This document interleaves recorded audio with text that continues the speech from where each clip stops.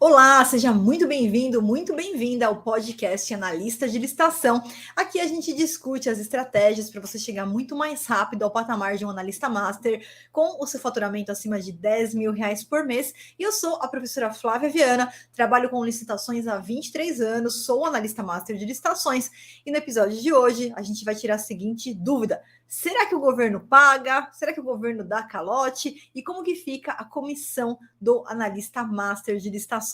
Então, antes da gente começar, eu quero já pedir para você deixar o seu like aqui nesse vídeo. Assim, você me ajuda na divulgação do canal e do conteúdo também, para que eu possa continuar trazendo informações relevantes aqui para você. E para você que não é inscrito ainda no canal, não esquece de se inscrever, ativar as notificações no sininho, para você sempre receber em primeira mão todos os materiais que eu vou trazer aqui de primeira mão para você que realmente quer se tornar um analista master e faturar acima de R$ 10.000 por mês.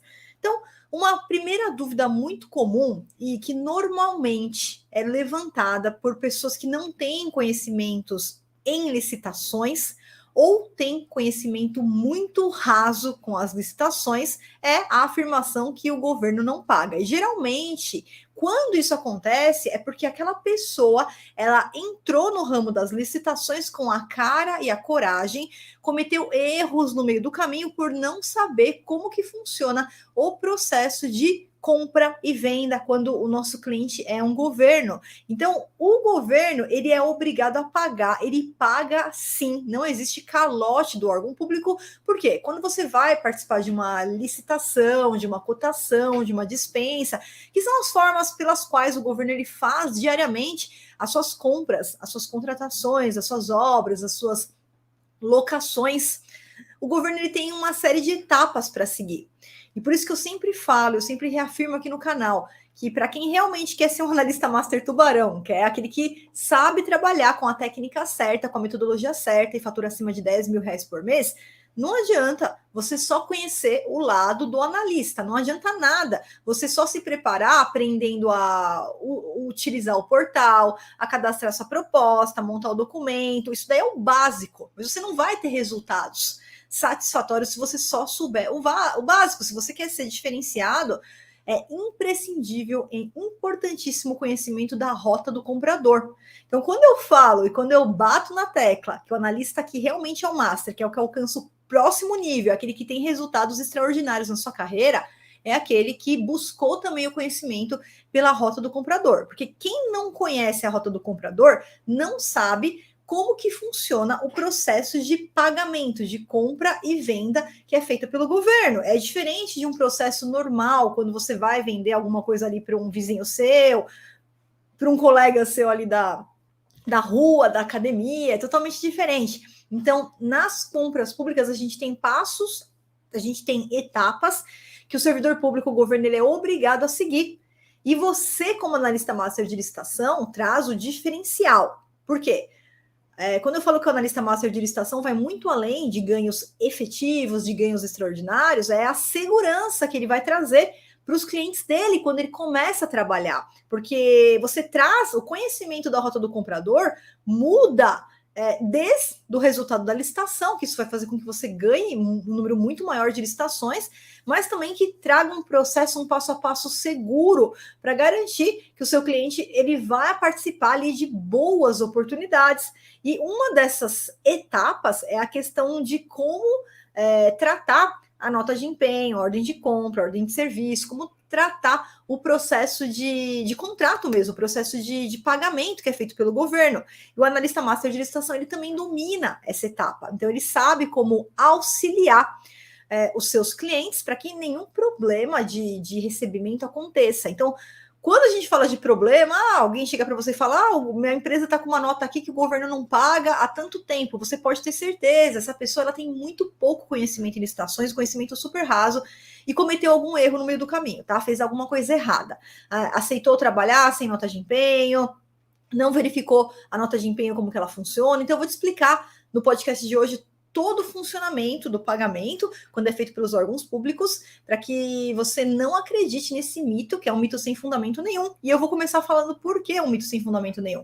Quando o órgão ele vai abrir uma licitação, uma dispensa, uma cotação eletrônica, ele não é só ir lá publicar o edital e está tudo certo. Tem uma etapa anterior, que é a etapa de planejamento da licitação, a etapa preparatória. Aqui no GPS do analista de licitação, no meu método, né, do analista de licitação, eu sempre preparo os meus alunos para que eles aprendam o passo a passo de como funciona a etapa interna da licitação, não só na rota do analista, mas também na rota do comprador. Isso que traz ali toda a diferença para quando um analista master realmente tubarão vai trabalhar, vai representar seus clientes e com excelência, com segurança. E nessa etapa interna, tem uma série de leis que precisam ser seguidas. Então, nenhuma licitação, nenhuma cotação, nenhuma dispensa eletrônica, nenhuma contratação direta, nada, nenhuma compra, nenhuma contratação pode ser startada pelo ente público, pelo órgão público, sem que ele tenha o que a gente chama de previsão, né? Previsão lá na reserva orçamentária. Isso é, a lei orçamentária anual ali do órgão, ela tem que ter previsão. Se ele vai comprar um produto ou contratar um serviço, tem previsão que existe, a previsão, a indicação do orçamento que vai fazer jus ao pagamento de quem ganhar aquela licitação. Isso para iniciar a licitação, isso para startar a licitação. E esse processo ele passa também pela autorização da autoridade competente, então é sempre um processo que passa por uma mão dupla, passa pelo jurídico também, né? E depois que faz a licitação, depois que termina a licitação e você vai lá e ganha, por exemplo, a licitação, seja para sua empresa, seja para o seu cliente, aí vem uma próxima etapa, que é a formalização do contrato administrativo ou né, a emissão da nota de empenho, da ordem de compra. E esse instrumento, a nota de empenho, ou similar, tá, pessoal? Eu falo nota de empenho, mas tem órgão que trabalha com ordem de serviço, ordem de compra, é tudo a mesma coisa, tá? Na prática. É esse documento que diz o seguinte: olha, esse dinheiro aqui ele está reservado. Então, quando ele emite a nota de empenho, é como se tivesse feito uma reserva. Ó, esse empenho aqui, ele garante que essa reserva que existe, essa verba ali no orçamento público, e ela está ali reservada. Para quê? Para que a empresa que ganhou a licitação preste o serviço, entregue o produto, execute ali, e que ela receba aquele valor. Então, aqui nós estamos falando de várias legislações que garantem o recebimento dos valores quando o nosso cliente é o governo, né? Então, quando você está participando de licitação aí para sua empresa, o seu cliente é o governo, e quando você participa de licitação representando outras empresas, o governo é cliente do seu cliente, tá? Que ele vai lá prestar um serviço e vai receber por isso. Então, nós temos aqui lei de responsabilidade fiscal, normas de direito financeiro, lei de licitações, tudo regendo o processo de pagamento do governo. Então, não existe calote por parte do órgão público, né? Porque o órgão público sempre vai ter aquela verba para pagar, e essa verba ela já foi reservada antes daquele contrato ele ser executado, antes da empresa ir lá entregar o produto e prestar o serviço. A gente tem uma nota de empenho, a gente tem um contrato, a gente tem uma ordem de compra, a gente tem um documento que assegura isso para mim, tá? E até mesmo antes de iniciar a licitação, eu não tenho empenho, mas eu tenho a indicação que aqueles valores existem, aqueles valores estão previstos e que ao firmar o meu contrato, ao firmar a minha nota de empenho, eu tenho aquela verba para fazer o pagamento daquele serviço, daquele produto que foi comprado ou daquele serviço que foi contratado, tá? Então, eu vou compartilhar aqui a nossa tela de hoje. E o que eu quero mostrar para vocês? Bom, existe algum caso, tá? Que o governo, ele, de repente, atrasa o pagamento? Então, assim, né? Eu vou mostrar para vocês que existe toda uma legislação que regulamenta o prazo de pagamento do governo, e é lei. O governo tem que seguir. Se o servidor público não segue essa legislação, ele vai responder por isso, tá? E pensando nisso, inclusive, quando existe um atraso de pagamento, então, em tese, eu já vou te mostrar os artigos da lei, tá? Mas o governo, em tese, ele tem, em média, 30 dias para pagar, até 30 dias. Então, você ganhou a licitação, o seu cliente foi lá, né? O governo emitiu uma nota de empenho, o seu cliente foi lá, entregou o produto, o governo tem até 30 dias para fazer o pagamento. É um serviço continuado que vai se desenrolar por 12 meses, ele vai recebendo por etapas. Então, Então, nesse mês, por exemplo, ele realizou uma parcela daquele serviço, ele vai receber relativo àquele mês. Mês que vem a mesma coisa. Ele realizou a segunda parcela daquele serviço, ele vai receber por aquele mês, tá? Então, quando existe, porventura, um eventual atraso de pagamento, se isso acontecer, o analista master de licitação ele tem que estar preparado para utilizar uma metodologia eficaz, né, para recebimento dessas verbas o mais rápido possível. E aí, eu desenvolvi, desde 1999, eu desenvolvi um método de cobrança quando, tá, pessoal? Não são todos os casos de forma nenhuma. Normalmente o governo ele paga em dia, ele paga tudo certinho, mas se existir um eventual atraso, eu desenvolvi uma metodologia que funciona em 99,99% dos casos. Como assim, Flávia? Por que você está falando isso? Bom, você sabe que para ser analista master de licitações, não precisa ser advogado, né? Mas, de qualquer forma, por eu ser advogada, eu precisei entrar com uma ação judicial contra o governo uma vez na minha vida, em 23 anos. Gente, 23 anos. Uma única vez eu entrei com ação judicial. O que eu quero dizer com isso? Que todas as outras vezes, quando existiu um dia de atraso, lá no 31º dia, por exemplo, eu já posso utilizar o método de cobrança. E esse método que eu desenvolvi, ele funciona em 99,99% dos casos, porque eu estou tirando 1% aqui da minha experiência, que foi o único caso que eu tive que entrar com uma ação judicial. Um caso em 23 anos, tá? Nunca tomei calote do governo. Então, essa metodologia, quando a gente vai fazer uma cobrança, né? Então, tem muita gente que não trabalha com licitações. Se você, de repente, vai falar com um advogado que não trabalha com licitações, o que ele vai falar para você? Ah, o governo atrasou, entra com ação judicial. Isso não funciona, tá? Existe uma metodologia que funciona muito melhor, que funciona em 99,99% dos casos. Eu utilizo, os meus alunos utilizam, que é uma cobrança administrativa. Não precisa ser advogado, né, para fazer. Inclusive, os meus alunos que estão dentro da formação em analista master de licitação têm acesso a todos esses modelos de cobrança, né? Já utilizam e, inclusive, cobram por esse serviço, porque no meio do caminho você vai encontrar, você sendo analista master de licitação, empresas que estão trabalhando com o governo e que não sabem como trabalhar, não têm conhecimento, estão trabalhando lá como aventureiros, estão trabalhando como amadores, e aí eles não tomam alguns cuidados, não sabem como que funciona o processo de compra e de pagamento pelo governo, e aí muitas vezes essas pessoas elas precisam de um auxílio de quem sabe fazer uma cobrança administrativa, que é o caso do analista master de licitação. Então, essa cobrança administrativa, a gente fala que é um documento administrativo, não é judicial, ou seja, não precisa ser advogado. Qualquer analista master consegue utilizar essa cobrança administrativa, levando para o órgão todos os artigos que traz a exigência de que o pagamento seja feito em dia. Então, aqui a gente levanta, não é só a questão de o órgão dever, não é só a questão do valor, mas a gente levanta questões de interesse público, como, por exemplo, a ordem cronológica de pagamentos, uma série de atos que, quando o governo atrasa o pagamento, ele pode, né, ter incidido ali numa irregularidade e que o servidor público vai responder por isso.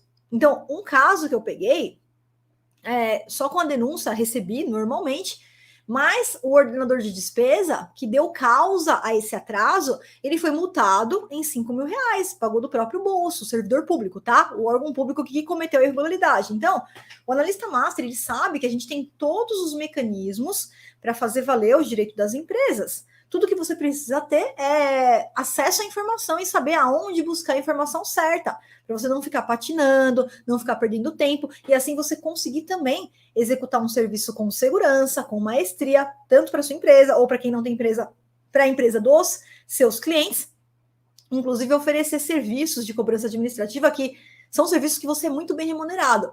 Por exemplo, vem um cliente que nunca, né, um cliente que estava participando ali como amador, ele tem uma nota ali atrás, uma nota, sei lá, de R$500.000, e contrata os serviços dos meus alunos, por exemplo, para cobrança administrativa. Você pode cobrar 10% do valor dessa nota. Fala, vou fazer a cobrança para você, mas eu quero 10% desse valor.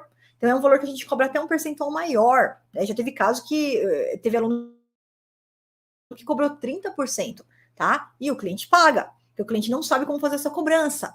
Então, você faz essa cobrança e também você recebe os seus valores. Você pode, inclusive, implementar esse método dentro dos seus serviços como analista master de licitação. Olha, se tiver algum atraso, fica tranquilo que eu sou analista master de licitações, se você tiver, né, dentro do método da Viana, sou formado pela Viana, se você estiver dentro do método, e eu vou oferecer também esses serviços para você.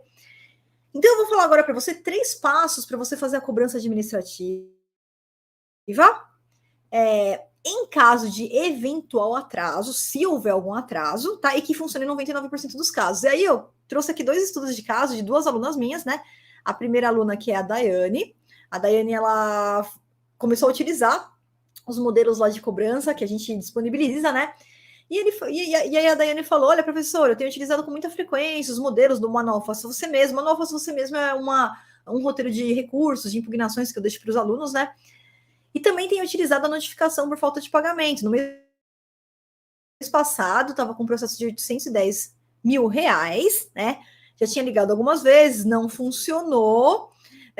Então, eu assisti a aula do curso, ela entrou no método, assistiu a aula do curso, peguei o modelo, preenchi, liguei avisando que ia enviar a notificação, eles debocharam. Aí eu enviei por e-mail, com cópia geral, desde o presidente, ordenador de despesa, pregoeiro, e também mandei o motoboy entregar lá, que era próximo ali da casa dela, né? No mesmo dia, olha só, no mesmo dia, o fiscal do contrato me ligou, falando que eles já estavam resolvendo, e na notificação ela deu um prazo de 7 dias para o órgão pagar, né? Você escolhe esse prazo. Eu normalmente dou 10 dias, ela deu 7 dias. Eles pagaram em 2 dias. Ela deu 7, eles pagaram em 2, então ficou ainda 5 dias aí do prazo, dentro do prazo dela. Então, olha só, essa semana eu enviei outras 2 notificações em outros 2 processos, ambos já recebi o retorno. Se eu tivesse pagado esse curso para aprender só isso, já teria valido a pena. Trabalharia somente com assessoria de cobrança, por quê? Porque os empresários não sabem como fazer isso, tá? Então, existe um método, existe um passo a passo, existe uma metodologia que funciona. Não adianta ficar ligando, ficar lá tentando pegar informação por telefone, isso não funciona, tá? Então a gente sempre traz técnicas realmente validadas aqui para vocês. E a outra minha aluna, Luciane, bom dia, enviei a denúncia interna, os cuidados do coronel, também é esse modelo de cobrança, tá? Que é o ordenador de despesa. E deu certo, o pagamento foi feito hoje. Obrigada, professora. Excelente, pessoal. Então é isso aí para você ver que funciona não só com a Flávia, mas também com os meus alunos. Aqui são só alguns exemplos, né? E agora eu vou falar um pouquinho de 3 passos, esses 3 passos que eu utilizo, que os meus alunos utilizam, para cobrar administrativamente os órgãos e que funcionam em 99,99% dos casos, tá? Então eu trouxe aqui para vocês, primeiro, prazo de pagamento para você entender que está na lei. E quando está na lei, o servidor público ele é obrigado se ele não seguir a lei, ele está cometendo uma ilegalidade, um ato irregular, um ato ilegal. Então, lá no artigo 40 da Lei 8.666, no inciso 15, ele traz o seguinte, ó, o edital ele tem que trazer as condições de pagamento, prevendo prazo de pagamento não superior a 30 dias, contado a partir da data final do período de adimplemento de cada parcela. O que é isso aqui? Se eu participo de uma licitação que está prevendo que eu vou ter que entregar 400 impressoras de uma vez só, eu entrego as 400 impressoras e recebo o valor total por elas em até 30 dias. Porém, se é uma previsão parcelada, isso pode ser para serviço, isso pode ser para produto, entrega parcelada. Então, ó, eu ganhei uma licitação para 500 computadores, mas durante 5 meses eu vou ter que entregar 100 por mês. Então, eu entreguei 100, recebi aquele 100. Outro mês entrego mais 100, recebo aquele 100. Serviço é a mesma coisa. Então, eu vou ter um serviço aqui que ele vai se desenrolar por 12 meses. A cada etapa, a cada mensalidade, eu executei aquele serviço e eu vou receber por ele, tá? Então, isso é normal. Isso acontece tanto para compra, quanto para serviço, quanto para obras também, que tem as etapas da obra, tá? Mas tá aqui, o pagamento não superior a 30 dias, então é até 30 dias. E ainda existe, no caso de compra de pequeno valor, que vai até 17.600, a previsão que, nesse caso, o pagamento é até 5 dias úteis, tá? Bom, o que a experiência da Flávia sugere para você? Geralmente, a gente não pode contar muito com essa questão de 5 dias úteis, tá? Quando alguém me pergunta prazo para pagamento, você pode ver que eu sempre respondo até 30 dias. Eu sempre respondo até 30 dias, porque é basicamente o que o governo utiliza ali para fazer o pagamento, tá? Mas podem ter órgãos que pagam muito antes que isso, inclusive dentro dos 5 dias. E aí eu trago para vocês os cuidados com o processo de pagamento. Por quê? Quando quem vai trabalhar com licitações não é um analista master, não é o tubarão, é aquela rêmora, aquele amador, aquele aventureiro, eu vejo muitos erros sendo cometidos no meio do caminho, tá? Então eu trouxe aqui alguns pontos que você tem que observar. Primeiro, Sempre quando você for prestar o serviço para o órgão público, entregar o produto ou o seu cliente, você tem que avisá-lo que essa nota de empenho ou similar, ordem de compra, ordem de serviço, ela tem que estar devidamente assinada. Então, o primeiro erro que eu vejo, que aí depois traz esse problema da pessoa vir falar, o governo não paga, aí você vai ver como que a pessoa está trabalhando, ela está trabalhando sem nota de empenho. Não pode. Ou pegou uma nota de empenho que não está nem assinada, é um papel em branco, não vale nada. A nota de empenho é a garantia que você tem que aquele dinheiro está reservado, que o órgão tem aquela verba para repassar. Então, é imprescindível e obrigatório que antes do cliente entregar o produto ou prestar o serviço, ele receba do órgão essa nota de empenho devidamente assinada, ou ordem de compra, ou similar. Estou falando nota de empenho no geral, tá, pessoal? Podem ter outros nomes, não tem problema nenhum, é o mesmo documento praticamente, tá? Ordem de compra, ordem de serviço. Então, nesse caso aqui, ela tem que estar assinada, não pode mandar uma nota em branco, ou muito pior, quem é aventureiro, quem é amador, vai lá e entrega o produto, presta o serviço sem antes receber, sem antes cobrar o empenho. Também não pode. Não preste o serviço. Isso daí, inclusive, tem legislação a esse respeito. O órgão ele não pode aceitar a entrega de um produto ou a execução de um serviço sem uma nota de empenho, porque seria uma despesa prévia sem o empenho que resguarda que aquilo vai ser pago, que aquilo lá foi separado. Então não pode, enquanto não recebe o empenho devidamente assinado, eu não vou fazer execução, eu vou fazer um protocolo, eu vou avisar o órgão público, tá? Eu tenho que ter um empenho para começar a iniciar a execução daquele contrato, tá? E agora vamos para os 3 passos para cobrar administrativamente e que funcionam em 99,99% dos casos, tá? Passo 1. E o passo 1 que eu trago aqui, geralmente, é alguns problemas burocráticos. Por que eu tô te falando que de 20% a 30% eu resolvo aqui? Atrasou o pagamento, tô no 31º dia. Gente, muitas vezes isso daqui não é nem atraso de pagamento. O órgão ele pegou o processo para pagar e com aquela correria do órgão público, que os servidores públicos eles têm muito trabalho, né? Acabou colocando na gaveta, ficou na gaveta lá, esqueceu. A gente também não esquece, a gente esquece até de tomar remédio, né? Então, 20% a 30% eu já resolvo aqui, ó. Que é você entrar em contato com o órgão e verificar, olha, tem esse processo, esse empenho aqui, era para ter sido pago até ontem, o que aconteceu? Aí, de repente, o órgão pega e fala, opa, é que tá faltando uma certidão aqui, você pode me mandar a sua certidão federal, a certidão trabalhista? Mandou, resolveu, pagou, acabou. Então, de 20% a 30%, se resolve aí, ó, até o órgão tá na gaveta, estava esperando a assinatura de alguém, não fica tranquilo, já estou mandando já para o pagamento e pagam rapidamente, tá? Não é problema burocrático, tá tudo certo, realmente é atraso. Aí a gente vai para o passo 2, tá? E aqui, ó, a gente já consegue resolver a grande parte dos atrasos de pagamento rapidamente.